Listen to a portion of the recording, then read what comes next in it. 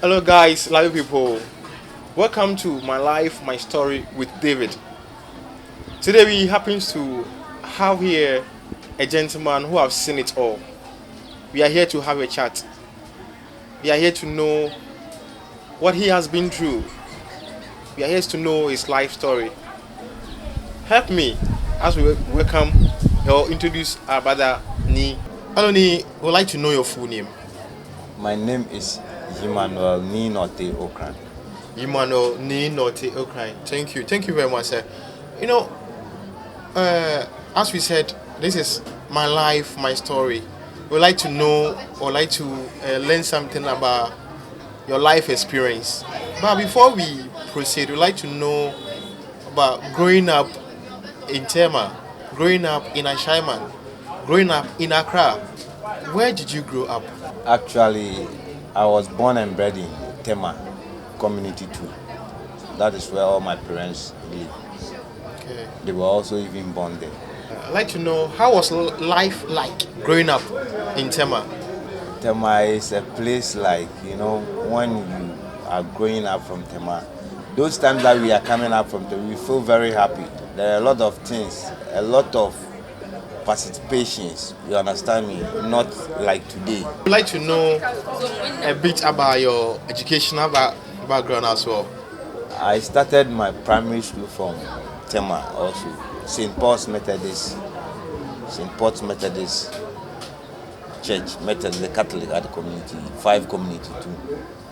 That's where I finished my primary, and I went to my SSS at GSS, even GSS, I went to GSS at the same St. Paul's. And I then transferred to Infantsipim at the Cape Coast. So now I'd like to know how was life like in secondary school? Those times that we were secondary school, we were young, and you know the way things were at those times. Our parents that are taking care of us, so all important you have to learn. You're having everything, because when you are going to school, your parents will give you everything that you want in school. What they will tell you, if you go to school, you learn. But in school, there are a lot of activities, entertainments yourself. So now the next question is, how was your involvement like with friends? In the school. How was your involvement with friends in the school? Oh, there in the boarding house, we meet new friends, new people. We all came together, we choose ourselves to be friends, different subjects and all those things. But their life started going on. So now I would like to know, and how did you get involved with drugs? How did you get involved with drugs? And at what age? Yeah, so you all know drugs started from the tender age, like from secondary school. When we get there, there are a lot of friends, this, that. We go into discotheque, clubs and things. We meet ourselves. You see boys doing smoking and all those things. You involve yourself. You also will be an addict. Wow. So, I mean, you followed your friends. Yeah, it's friends through school that we got to know all this smoking and all those stuffs. So you can say peer pressure, right? I would say So not just peer pressure, just some like those times it was something like entertainment. All the guys, all your friends are doing it, so you have to involve yourself and you understand me. Were you doing it for fun? Just for fun. But later on, it tends to be an addiction. All right. So now I'd like you to open up for us to know how you got involved with, how do you call it, the persons who introduced you to drugs. Were you selling it or you were only using it? Those times that we were in school, I was a student, so we just go and buy stuff and smoke, get together and all. But I have a friend, a mate, but he's a Nigerian guy. He's a Nigerian guy. Nigerian guy. So that guy, when most of the time when you go to club or you are smoking, he used to bring some substances. so that we used to mix with our ganja and whatever that we smoking, knowing that is cocaine. So this boy told me he have a brother that he been dealing in these things, this. So I told him, oh, most in my area, I know some guys that have been doing all those, so you can. So I one day took the guy to my area and we meet some guys. We came back to school. He took me to his brother. Then I talked to the brother. The brother continued, followed us to Tema, where we were, and went and see my friends, and they have transaction. So in school, the boy was bringing those substances. We were also enjoying it. We were going out, giving some to other guys, taking money from them. So we were all right. Were you selling it or you were using the drug yourself? At that time, we were using it. By the time he told me that he have a brother that have these things, if some people can buy, I told them I have some people in my area that they use. Then we went there, we started going around with some and selling them in the school when we were in school. So the question now is, were you ever caught? No. Been attending school all the time. That is not that we are in town that we've been selling it that we will be caught. No. Sometimes we go to other schools. We have many schools around us. We meet in the discotheque and the clubs and things. So we used to share ideas. If some people want some, we used to take them and we have some money. So in school, we were having money to take care of our every needs. Although our parents were sponsoring us. So when you are on vacation and you goes home or you go home, do your parents ever notice? No, actually, as for me, I'm different in the house. I'm a type that if you come to the house and say, "Me have done this, me have done this," anybody will tell you no. It's not me because I'm different from the house. I'm different from all the guys. You not see me in any act, but I'm very stubborn. But in the house, no. When I go to town with friends, then things, in school that we started doing all the.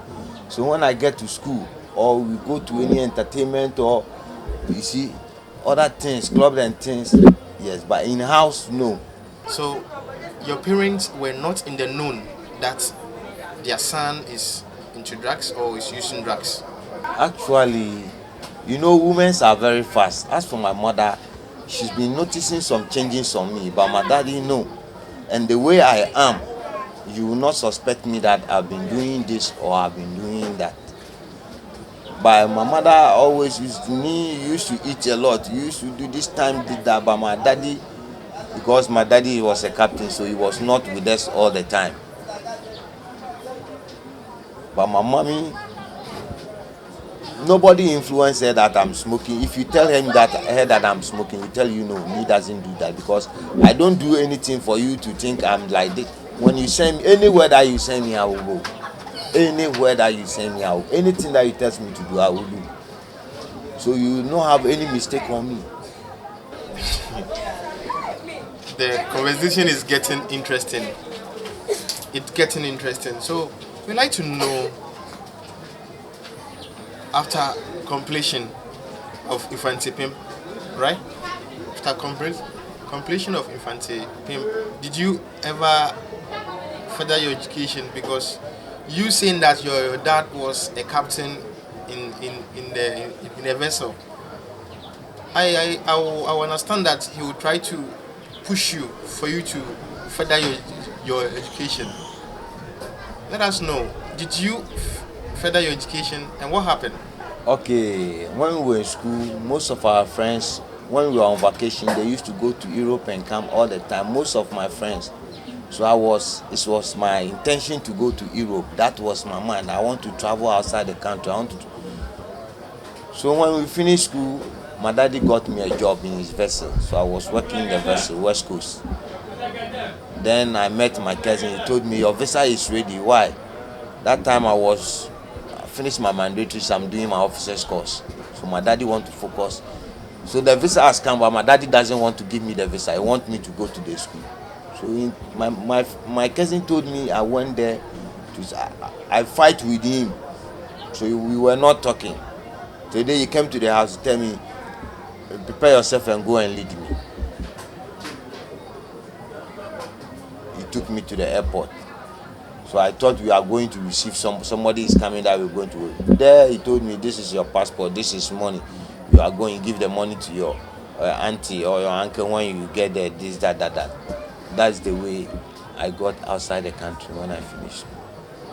So meaning you did not further your education in Ghana, and also you did not further your education when you went to Europe. I was doing some part-time courses then, but I did not concentrate on it. Why didn't you concentrate on it? Because Europe, life there is not easy. Just look at the boy that you've been to Europe, you want to make life. Things are not easy there. Going to school, somebody feeding you, whereby you are in age that you have to work and have money. Because I'm working here before I got to the place. So now I have to get a job. I first got to Germany. Germany, I stayed there almost 2.5 years. I was not working. So my auntie called me that I should come to Italy, find me documents to work. Then I got there, I went and have documents and I started working there. You going to Germany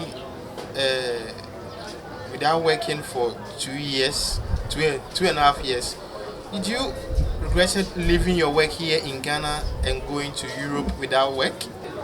Yes, I regretted, but I came to know that that place is a place of surviving. I got to know that that place is a place of surviving. They say it's a life. That is a place of life. There are opportunities. They say opportunities. There are opportunities because I cannot be here saying I will not buy clothes or I will not find this or I will just go and take it. Then we were finding it like that. So I said no, there are a lot of opportunities over there. So when it comes to your time that you have a job, then it's going to be marvelous. So I just thinking that not that I've left my job here, then I'm there. So I was saying no, there is going to be a great opportunity here. Privileges. Although I was in the house 2.5 years that I'm not working, but it wasn't like a year. Okay. Did you continue your drug trade in Germany? No. The first time I went to Germany, I don't know anybody, and there I did not work. I don't have friends. I'm just in the house with my family. When they are going to church, they take me to church. When they are going to the shop, they take me to shop. Come back to home. That's the only thing. So I was even annoyed of myself being to the place like that.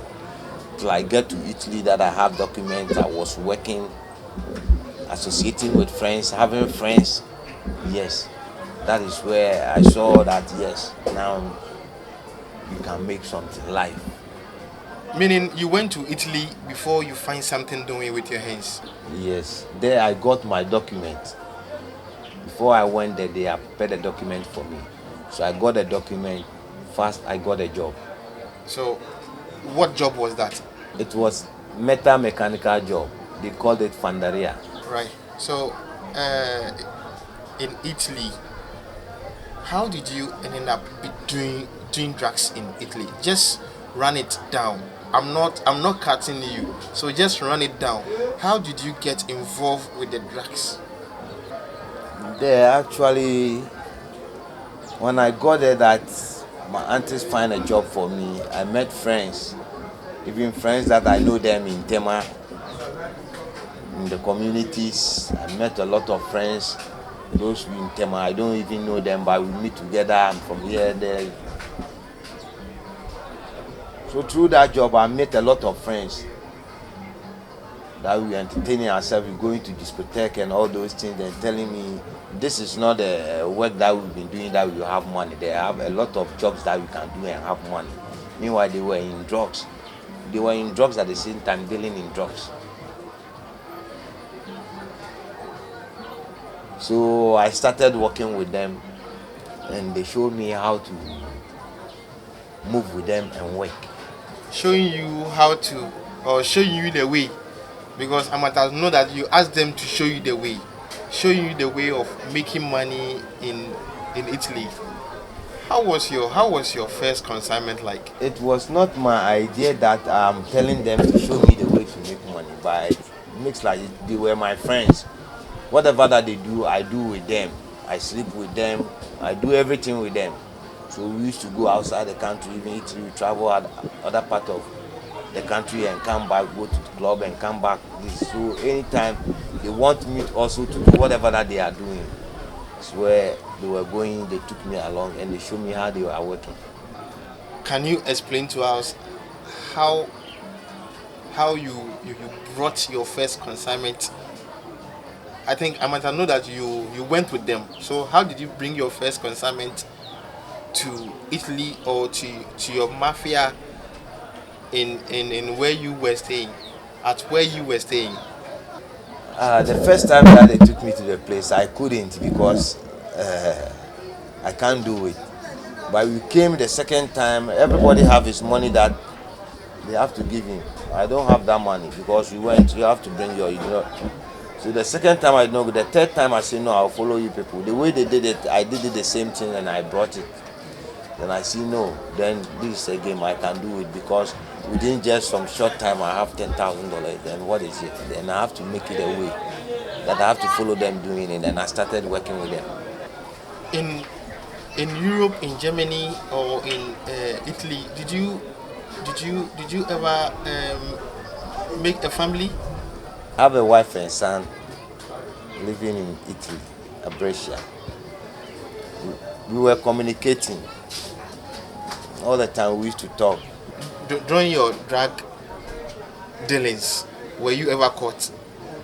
Yes, I've been caught several times. I've gone to the prison almost 4, 5 times.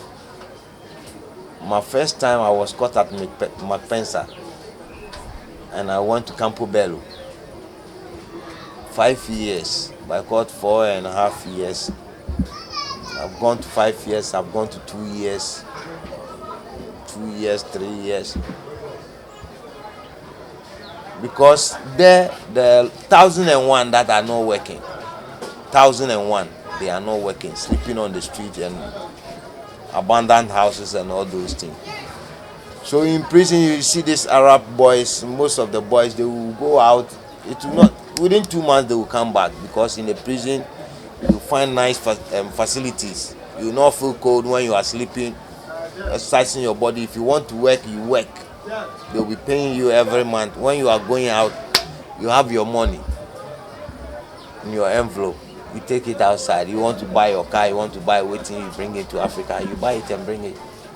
So are you literally telling me that it is better to be in the prisons in Europe than to be on the streets of Europe as a free man?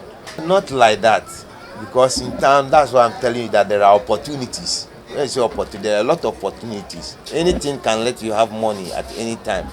But if you are on the street and things are not going well, you've been sleeping anyhow places, you know it's not good.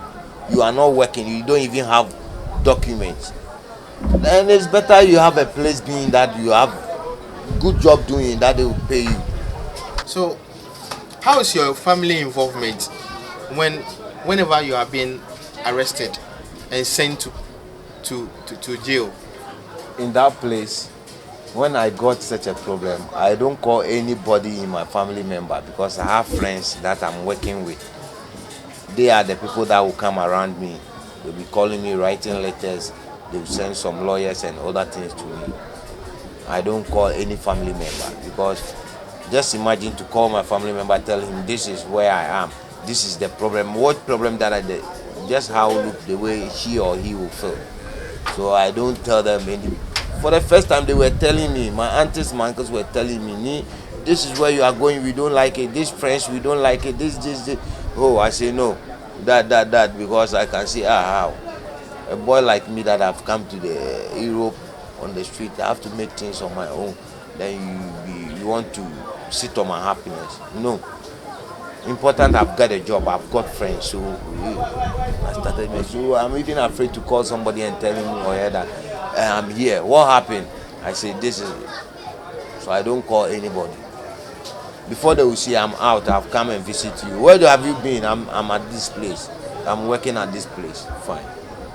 With all this, do you ever regretted going to Europe? No, I did not ever regretted being in Europe, because being in Europe is a very great experience that I have in life. I saw a lot of things and a lot of experiences. I came myself doing good on my own, doing my own business and a lot of things. But I hear that today is like that. Even I'm planning to go back. Any moment up to December, if God wish, I will take off and just go and hustle, see how God will do me within 2-3 years. I cannot tell. See what will happen, and because things are not the way we are seeing it. It's very difficult here. It's very difficult because there are some certain things that if you don't take time, you will do it. We cannot do it. So we have to find a ways and means for a better place of hustling. Have you ever been snitched on, or have you snitched on someone that ended you in prison? Yes, because most of our business counterparts, when they send you, they want to look down on you. Maybe the percentage that you have to have, they don't want to give it to you. It will turn a problem. Maybe you also have an idea of doing what? Running away with his items that he have sent you. So it will be a problem. They'll be looking for you wherever that you are. They'll be looking for you. Have you had any, how do you call it, any personal encounter with a business partner that they're after your life? Yes. Yes. If I'm not lying, yes. 3, 4, 5 people all around, because I've been roaming all around the place, from Spain, Belgium, Holland, Germany, Italy, Switzerland. I've been walking all along the road because that is me, a hustler. That is my business. Anywhere I am. But only what is that I have Italian document. That is my favor, that I have this document. So anywhere that I've been a problem, I'm from here. That is the only problem. I have a lot of problems on this business. A lot of problems. So now, can you say for a fact that even as we speak now, some business partners are looking for you to have you terminated? No, because it's a long time that we've not been seeing ourselves, then we've not been dealing. But those times that I was coming, yes, I have some people that are tracking me, looking for me, because they have ditched me, then I also do them. So they will be looking for me. How many years now have you been in Ghana? I came to Ghana 2014. 2014. Why did you come to Ghana? I decided I want to come to Ghana because there was a business that I transacted with a friend, but it was becoming very dangerous. So I did not went to the destination that he's asking me to come. I went there. At the time I went there, my friends told me he was looking for me. So I just went back to Switzerland and I distribute everything at Switzerland, and I take my plane off to Ghana. Was the money involved too huge that you have to come back, run away with the money and come back to Ghana? The money is huge because I wanted to come to Ghana and establish my own business, because when I was there, I was doing business in Ghana, that the business was going on. I was bringing spare parts and all. We are all friends that we are on this game. So I just came to stand and do my business here. But the business did not favor me. The spare parts business did not favor me. I went to car business, it did not favor me. As now things are very, very difficult. So I'm fighting ways and means just to turn around another time and see what God will do. But actually, I don't want to go to Europe again. Are you afraid they might track you down? No, that's not the point. But I'm tired of that place. I'm tired of that place. I'm tired. Truly speaking.